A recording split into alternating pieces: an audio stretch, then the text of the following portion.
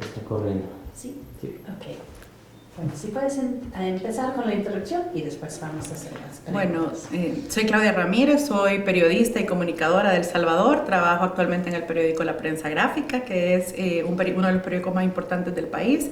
Estoy relacionada con temas sociales y de migración sobre todo. Esa es mi área de expertise, también el tema de educación.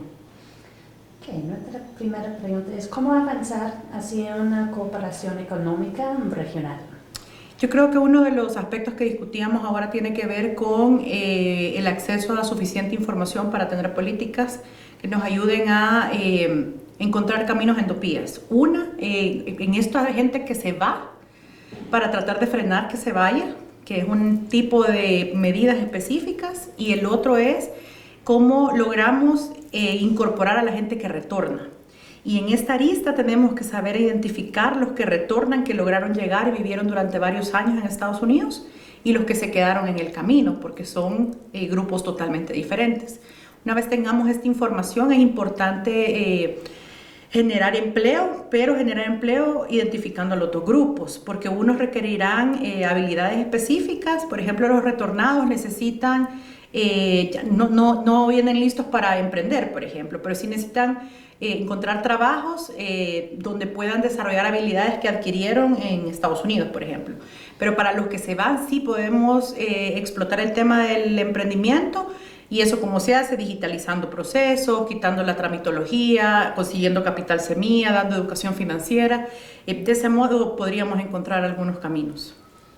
¿Y en qué áreas específicas se debe fortalecer una alianza regional en materia de seguridad? Yo creo que ahí también hace falta identificar los problemas que cada país tiene. Hay una cosa que es como un eje, bueno, hay dos cosas a mi juicio que es son ejes transversales en este tema. Uno es la impunidad, que es algo que tiene que ver con toda la clase de delitos que tenemos. El nivel de delitos en nuestra región es muy alto porque tenemos mucha impunidad. Entonces la gente cree que va a salir siempre bien librado y por eso cruza constantemente estas fronteras. Y el segundo es el tema del crimen organizado. Tenemos que entender que el crimen organizado nos afecta a todos como región, pero no nos afecta de la misma manera.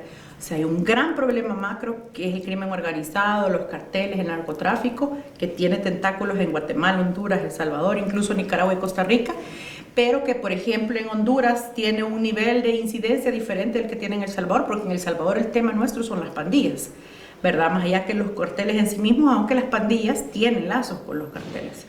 Y, por ejemplo, en el tema de migración, los carteles tienen mucho que ver, ¿verdad? Por el tema de que la gente los coyotes están relacionados también con los carteles. Entonces, creo que en estos dos casos tenemos que atacar la impunidad y el tema del crimen organizado y ejecutar acciones en conjunto, teniendo en cuenta que estas cosas son ejes transversales para los países.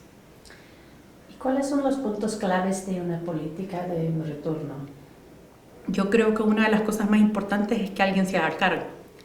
En nuestros gobiernos todavía nos tiramos la pelota de quién tiene que ver ese tema. Migración dice que él cuenta quién entra y sale, las ONG dicen que es su responsabilidad, pero realmente no es su responsabilidad, el gobierno debería hacerse cargo, y eso pasa por tratarlo con dignidad.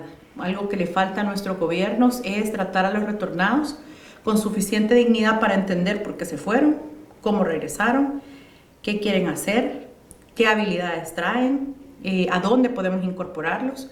Y el tema es que muchas de estas personas regresan a los países obligados y solo están buscando la primera oportunidad para irse de regreso, porque no tienen ningún arraigo con su país ya.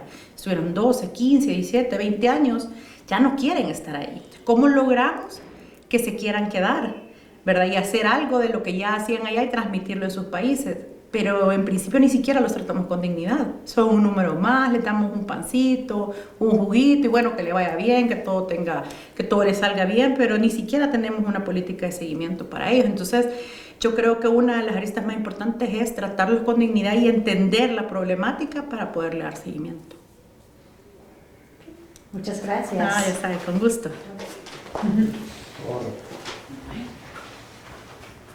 No me trabé tanto.